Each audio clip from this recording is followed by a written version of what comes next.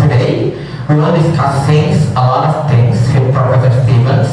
First, we will talking about his opinions about the student affairs and student problems in university. We will also talking a lot with him about his background as vice dean and also a professor in public policy management. So first question that I want to ask to Professor Stephen is actually, it's not personal, but I think what motivates you to choose this management rather than other study? Do you have maybe a story or a background story like that? Can you maybe enlighten us why in the end of the day, I think I will pursue the business administration and management rather than other sciences? So first of all, thank you for the time you spent with me and for the invitation also to Bengkulu. It's my first time being here and it's really a great experience already after the first few days. Yeah, well, I was asking myself very often why the students enroll in a business program and they come to our open door and visiting days at the universities and they ask me, so why to study there? I say, yeah, it's a good thing if you want to have something that is practice-oriented, where you can either be employed somewhere in a company, so you have the capabilities of working in really industry, or you make your own business. And in both ways you are well prepared. And when you ask me why I'm in this profession, so my destination is actually public sector management. Therefore, I work with industry also, but I'm more interested, honestly speaking, in the public service and how the state works, governance, infrastructures, and something like that. And this correlation between the state and the private sector. And this is fascinating, and I really like it, and I would like to improve how states work, not only the German one, but also on the international level, and this is really my passion. So it's really complicated reason and very awesome reason that in the end he chose the public management study rather than other aspects. Okay, now Professor, we want to talk to you in a very rapid issue. We want to talk to you about digitalization. Of course, we have the positive ones, we have the good, and we have the harms. Based on your experience, especially in Germany, or maybe as a consultant, because you are studying about public policy management, what is your solution, or at least idea, how we are able to prevent the digitalization? Because a lot of AI is absolutely rapid. It also being an easy way for students to cheat or anything like that. What is your opinion about the cases of AI? Do you think that we need to prevent that, or we want to collaborate with AI? You promised me not to ask very complicated question. This is a very difficult question because everybody talks about AI now and the promises, the expectations, and I think when it comes to the industry, they are not yet met and the expectations are still very high. And when we see companies, but also in research, we use AI, it's mainly ChatGPT and DeepSeek. It's only large language models and it's nothing beyond.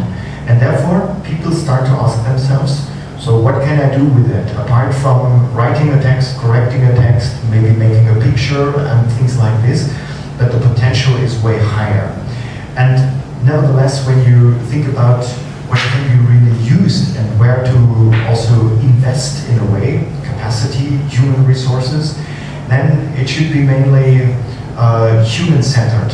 And this is our approach for all the digitalization. It needs to be human-centered in a way that it supports men in doing their jobs and not depriving them of being able to do things. So not leave AI alone.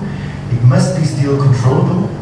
And we think everything that could help us in a way is a good way. And we will not get it out of the world. It's there and it will stay. And we, as you mentioned, we have to think about the threats which are there. And you are from the student's perspective. We see more and more students going the easy way. They think everything that they could use with ChatGPT and other AI systems, the professors will not realize that they use it, but we will. And you see that really the mental capacities of dealing with complicated questions, issues, is decreasing significantly because it's narrowing down with the AI answers on certain things that are known. But to create new knowledge and to really deal with new problems, students tend to be lazy, also professors sometimes. And this is a threat when it comes to the university world.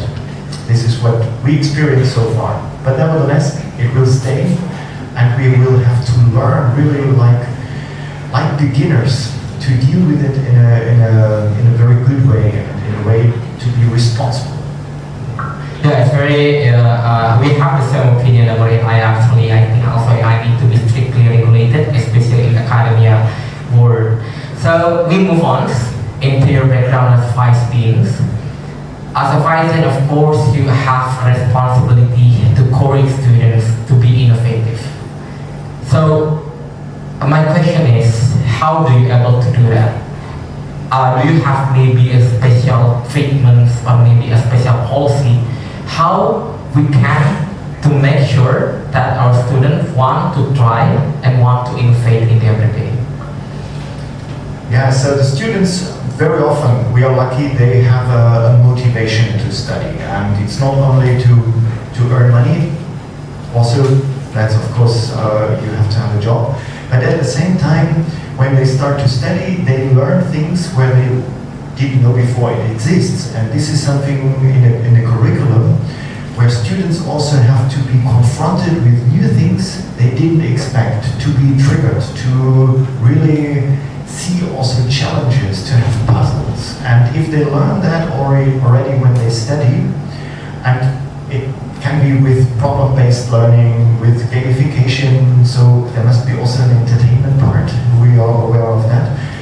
They learn to experiment, to innovate, and then I would say 1/3 of the students says, oh, I want to try something. I want to have a project management position or to found a startup or something like that. And we try to encourage that. We know we don't reach everybody. So there are a couple of students, they just want to have a degree and they want to have a job 9 to 5, and it's fair, it's legitimate. But there is this fraction of students being really ambitious, and with them we try to also encourage the rest of the group, and it works. And as the university, we have different ways to improve that. We make excursions, we go to companies, we invite companies, also public administration, to us, to tell them what is real life and real life problems. And this problem perspective to make society or businesses better, that is a good trigger. Yes. It's also interesting part when you say about a lot of business and student analysis, because more based on my experience, I take entrepreneurship courses back then in Germany. The professor told us that 9 from 10 business is failed actually statistically. So how are you able to make sure the students that you teach that this field is not the final game for you? How are you able to at least to make sure that the student has the entrepreneurship in their heart and not just a theoretical one? Well, actually we cannot. We try, but we have to be honest. We can just give them knowledge and to train competences. And one competence is also to deal with failure. We cannot prevent them from failing with their own business or also in the academic or in the professional career, but we can show them that it's not a shame. And if you fail, you have to stand up and try again and learn from mistakes. And this learning from mistakes, I think this is one of the crucial competences. And of course, they need some knowledge and some theory and methodology, and they get everything in the toolbox that you have to know, and the rest is really learning on demand and experience, and therefore we really rely also on the combination between theoretical training at the university on the campus and practical things. They all have to do mandatory internships. So they go to companies, they learn there, they come back, say, I could use the theory and the methods, and some I didn't use. It's like that. Yeah. It's also become a reality that they need to face. That okay, when you fail is the things that you need to do. Even maybe Mark Zuckerberg failed once, like that. Okay. So, Professor, we want to go back into the digitalization and sustainability part. It's very interesting about how a lot of European countries actually like to have sustainability topics. But maybe can you have enlighten us about what is the link, or maybe there is a relations between digitalizations and also sustainability that you ever learned? Yeah, actually, currently there is a link which is maybe unexpected a little bit. So we were also with European regulations dealing with this ESG, so it's the environmental, social and governance issues, and very much we rely on the social things and also the economic. And but the environment is really the top part. And there we see now a big mismatch of the expectations of digitalization and environmental issues, because the consumption of energy also with AI is very high.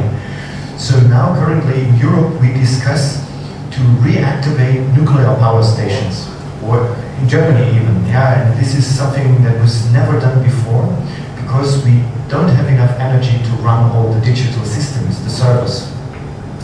So this is one side of the coin. The other is we think or we hope that digitalizations and dealing with big data helps us to calculate better models, for instance, for climate change developments, for also community planning. You know, we have real winter, we have to have heating systems everywhere.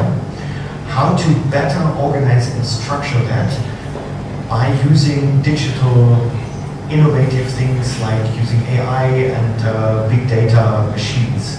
So there we have positive and negative sides actually. See. It's really a requirement about the research like that, Professor. So as a public management policy expert, you have a choice. What is the most important thing for you to improve the digitalization? Do you think the soft infrastructure or the hard infrastructure can able to at least to faster the digitalization, especially in developing countries like Indonesia? I think it's mainly a cultural aspect. So it's not so much the digital aspects. They are crucial, it's a must-have. But we see that in many countries the digital infrastructure, also with Wi-Fi issues or whatever, it works very well. And now it's a cultural thing that you really train people to use it in an appropriate way. And this is the most challenging thing. Coming to public sector issues, in many countries it's better than in Germany. Why? Because Germany has a strict regulation and the law is really everywhere. And now we have to make an adaptation of legal frameworks to the digital world.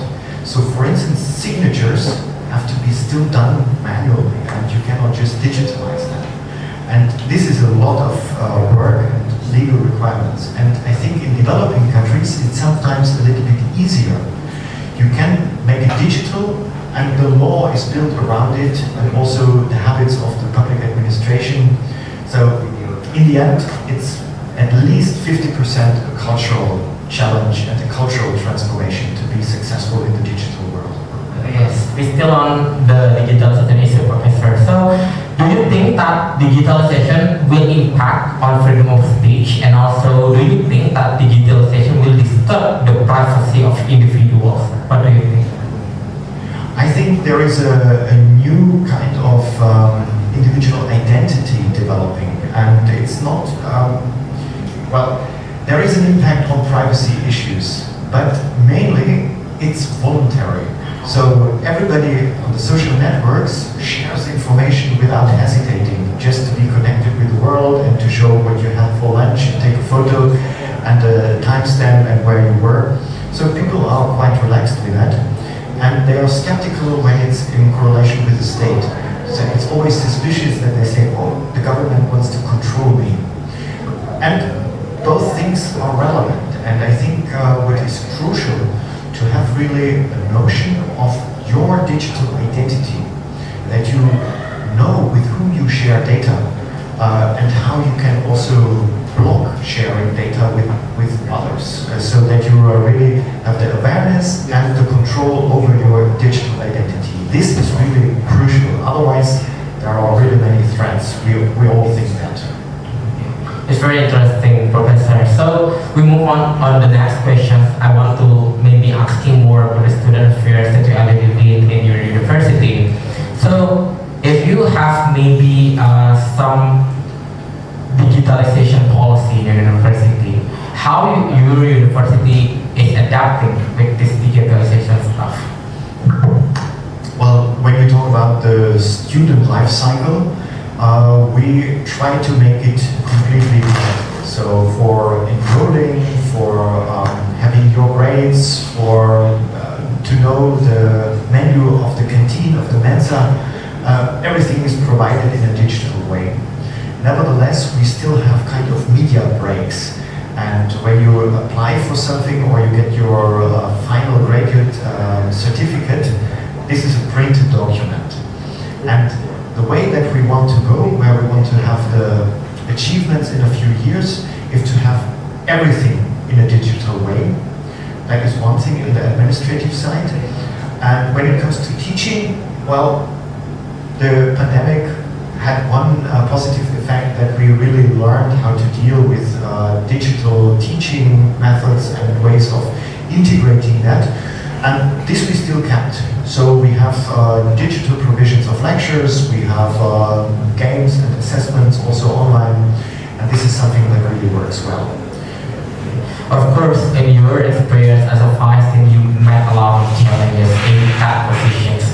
But if you can give me one thing that's very, very hard to solve, or at least the most challenging issue that you face as a vice dean of a public university in Germany, what do you think is that?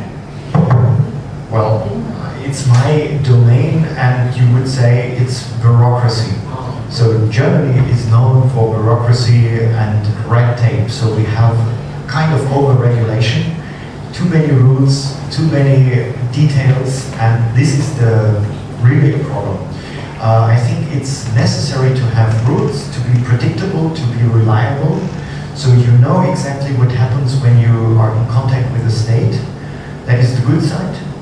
You know your rights, but things take too long very often. And red tape and over-regulation, this is the biggest problem. Really. Yeah, I think the university in Indonesia also faces a lot of bureaucracy. So even the lecturer ones, they got the teachings and also community service and also publication in one time. So basically, it is the same issue as Indonesia. Okay, Professor. Now we want to have an advice from a professor in public policy management. So basically, after you see University of Bengkulu, do you have maybe a recommendation that we need to solve immediately? So who I am to give you already a recommendation after 2 days? No, for sure not. So I learn from everything that I see here, and I get an image and an idea of how your university world, your city and the country works, but it's just a glimpse of an idea. And for me, unfortunately, it's not giving recommendations, but it's learning, and maybe the exchange, talking about certain things, gives both of us some idea of where to go and how to develop, but no recommendations from me. It's okay. So I think it's very interesting. Again, we want to talk just a little bit about the sustainability, because we already talked sustainability about the digital things. So in Germany, I think it's very massive for the clean energy, renewable energy. The country subsidize a lot of companies to transition to clean energy. What do you think still is the most challenging part about transitioning to clean energy?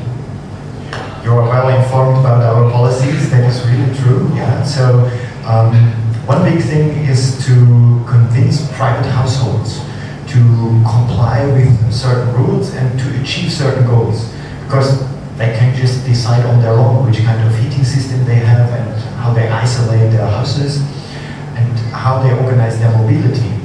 And this is a big thing. The other part is our industry. We have heavy industry, we have steel industry, we have aluminium, we have also chip industry. They need a lot of energy. And this energy consumption is, well, actually not covered by solar and by wind so far, because we are missing the cables in the country and we still build them.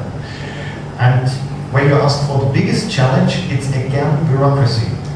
To really have infrastructure planning quickly takes too long, so the industry says, well, we cannot wait for 10 years to have our energy supply.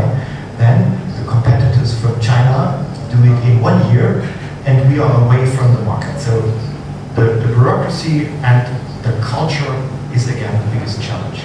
I see. It's really hard to transition in short time.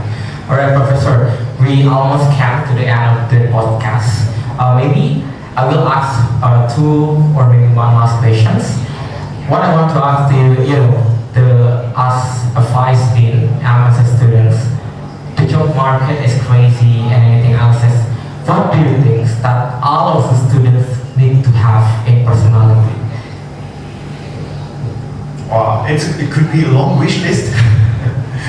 But they should be open-minded, first of all, and be critical learners. So they should be with a goal, some kind of individual goal, and they should take our offer from the university, which is an offer. We don't say what you get is what you must know and learn. We provide an offer. Students should be dealing with that in a critical way and make the best out of it. And this would be my wish, and also to ask questions, to doubt what they learn and hear, to be really critical, ambitious individuals. And if we achieve that, it could be the best of my career as a professor or vice dean. Okay, last question, Professor. It's really important regarding the digitalizations. What do you think that we, as students and young generation, can do to win from this digitalization era? Don't get spoiled. Don't get spoiled from social media too much. So I think personally there is a threat that social media consumes a lot of time, more than is healthy. And try really to focus on what you need, where you gain some experiences and competences, and not only entertainment. And I think it's too much focus on entertainment, which is not bringing you anywhere. And yeah, there we all have to be careful, parents, teachers, but people on their own, students on their own, and we can just keep fingers crossed that it works. Thank you, Professor. So, teman-teman unit, itulah tadi podcast kita setelah berdiskusi dengan Profesor Stevens. Kita tadi banyak belajar mengenai digitalisasi, kita juga udah ngomong masalah sustainability, kita juga udah ngomong masalah student affairs, kemahasiswaan. Kami harap podcast ini bisa membantu teman-teman untuk mendapatkan bahan-bahan diskusi